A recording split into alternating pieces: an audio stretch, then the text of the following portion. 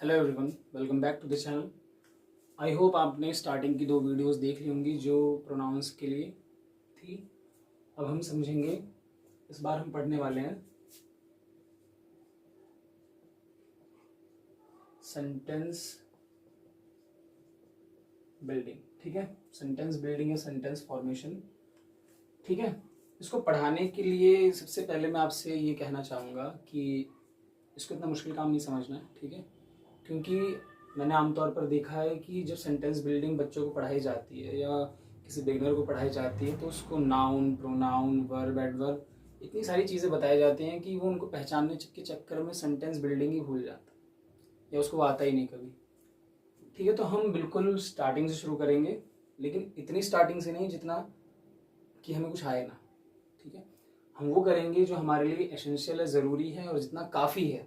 काफ़ी शब्द बहुत अच्छा होगा यहाँ पर कि हमें स्टार्ट करना है, हमें शुरुआत करनी है। चलिए शुरू करते हैं। तो सेंटेंस बिल्डिंग से पहले हम समझते हैं कि सेंटेंस फॉर्म कैसे होता है। जैसे आपने बचपन में या छोटी क्लासों में या अब तक की स्टैंडिंग के हिसाब से आपने इस चीज़ को समझ लिया होगा कि लेटर्स से वर्ड बनते हैं, वर्ड से सेंटेंस बनता है।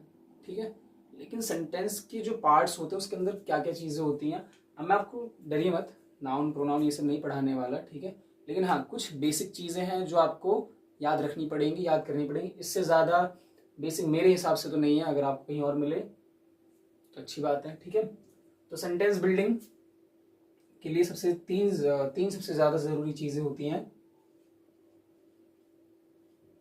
एक होता है सब्जेक्ट, ठीक है, उसके बाद आती है वर्ब और उसके बाद ऑब्जेक्ट। ठीक है, तो ये तीन चीज़ें काफ़ी होती हैं किसी भी एक सेंटेंस को फॉर्म करने के लिए। ठीक है, तो सब्जेक्ट्स के बारे में हमने पढ़ चुके हैं। ठीक है, प्रोनाउंस की जो पिछली वीडियोस थी हमने समझ लिया था कि सब्जेक्ट्स क्या क्या होते हैं। अभी बहुत सारी और भी चीज़ें आएंगी। ठीक है, उतना डरिए मत कि सब सिर्फ उतना ही था, अभी और भी चीज़ें हैं, लेकिन छोटी छोटी डोज मिलती रहेंगी आपको। ठीक है, जितनी ज़रूरी हैं। तो सब्जेक्ट, वर्ब और ऑब्जेक्ट। सब्जेक्ट जैसे हमने पहला पढ़ा था आई। ठीक है, अब मैं लिखता हूं I am a boy, sentence form हो गया। ठीक है, तो इसका मतलब क्या हुआ, हिंदी सबको पता है, नहीं पता तो मैं लिख देता हूं, मैं एक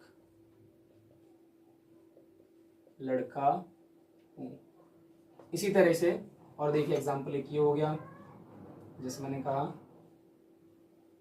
वी आर फ्रेंड्स, हम दोस्त हैं या हम मित्र हैं।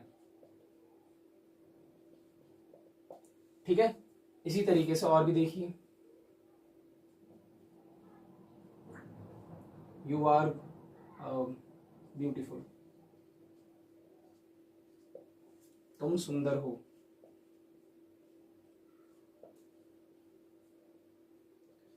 तो सेंटेंस मीन्स वाक्य, जिन शब्दों के ग्रुप को या शब्दों के मेल से कोई कुछ मतलब वाली चीजें बनती हैं, उनको क्या कहते हैं, सेंटेंस या वाक्य। तो यहाँ पर देखिए सब वही चीजें हैं।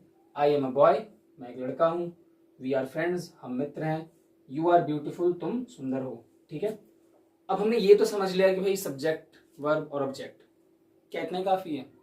नहीं, सबसे जो मेन चीज है, मेन चीज है वो क्या है आपके लिए, वर्ब। क्यों ऐसा मैं क्यों कह रहा हूं, क्योंकि देखिए ध्यान से, यहाँ पर आई एम ए बॉय, इसको मैं चेंज कर सकता हूँ, आई एम ए डॉक्टर लिख सकता हूँ। ठीक है, आई एम अ कारपेंटर लिख सकता हूँ, आई एम अ टीचर लिख सकता हूँ। वी आर फ्रेंड्स, इसकी जगह मैं एनिमी लिख सकता हूँ। ठीक है, इसकी जगह मैं स्टूडेंट्स लिख सकता हूँ। तो बहुत सारी चीजें हैं, यानी कि ऑब्जेक्ट को तो याद नहीं करना, इसलिए कह रहा हूँ कि वर्ब सबसे इंपॉर्टेंट है, क्योंकि वर्ब, बिना वर्ब के तो आप चीजें बना ही नहीं पाएंगे।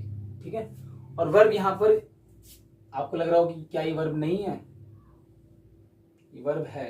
ठीक है, ये हेल्पिंग वर्ब है यहाँ पर। ठीक है, लेकिन अभी आप अपनी जो आपके पास कोई ना कोई, मुझे पता है ग्रामर की बुक होगी, नहीं है तो कोई भी बुक खरीद लीजिए स्टार्टिंग के लिए। ठीक है, वहां पर एक सेक्शन होगा बुक का जिसमें लिखा होगा वर्ब, इसको हिंदी में बोलते हैं क्रिया, क्रिया रूप। ठीक है, तो जितनी ज्यादा वर्ब याद करेंगे उतना ज़्यादा काम आसान होगा। वर्ब याद कीजिए, जितनी याद कर सकते हैं करिए, क्योंकि देखिए सब्जेक्ट आप इनको उंगलियों पर याद कर सकते हैं कि कितने होते हैं, ठीक है। 5 तरह के, 10 तरह के, 15 तरह के या 20 तरह के, ज़्यादा इससे ज़्यादा नहीं होंगे। और बाकी वो अलग अलग सिचुएशंस में, अलग अलग कंडीशन में अलग अलग सब्जेक्ट्स आते रहते हैं। लेकिन जो वर्ब है, वर्ब गिनती की हैं और बहुत ज़्यादा है गिनती में, ठीक है।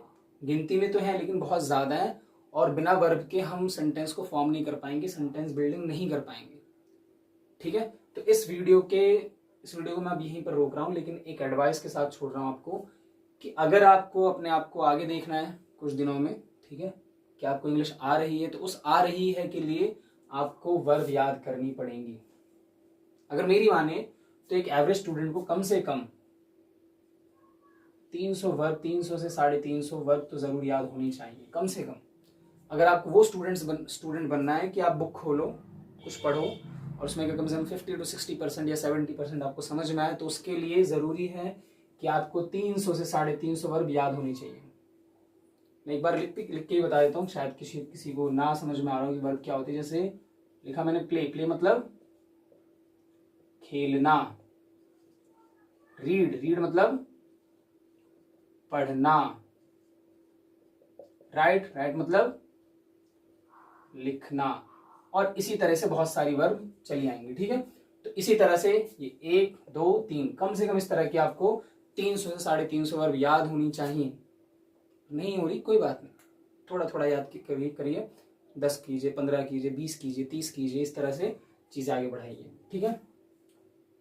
ठीक है, फिर हम अगली वीडियो में इसके आगे कुछ पढ़ेंगे। अब तक के लिए इतना ही, धन्यवाद। अगर आपको ये वीडियो पसंद आया तो लाइक कीजिए, और मिलते हैं आपसे अगली वीडियो में। Thank you.